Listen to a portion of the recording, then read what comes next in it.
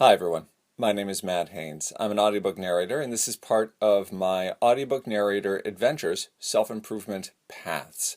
And basically, the idea behind this is each week I like to start with a theme for the week, a mantra, a practice, a focus that helps moving forward in my career and in my life, makes moving forward a little bit easier, a little bit more fun.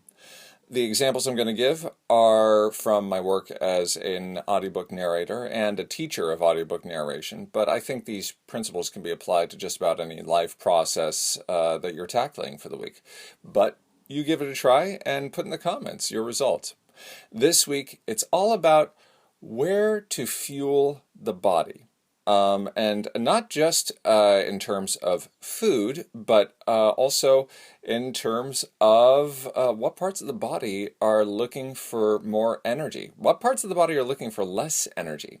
I spend so much of my time sitting and narrating, sitting and narrating. And I had this experience just last night when I was narrating, where I was just feeling completely used up. And then going back to my home space, I sat back and realized that I had been spending about 3 hours without resting my lower back against anything. And oh, what a feeling of recharging when that happens. So I'm becoming much more conscious of moving energy around in the body.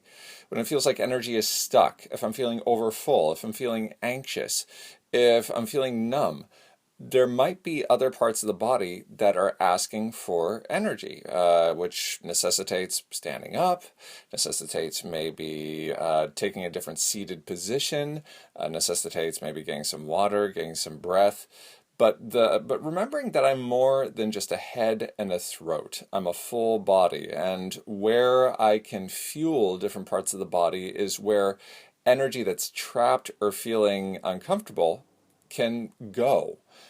So in fact, if I'm feeling tired, if my voice is feeling tired, maybe I can send that tired energy away by fueling other parts of the body. It's kind of a strange concept. It reminds me of the idea of punching somebody in the nose after they've had a belly ache or a punch to the stomach. There was a scene in Blue Velvet where something like that was happening. No, you got punched in the nose and then got punched in the stomach. It's like, does that feel better? Yeah, nasty stuff. Okay. Sorry about the little tangent, but the principle is still the same of, if the rest of my body becomes more alive, perhaps the part of my body that is suffering or stuck can become soothed.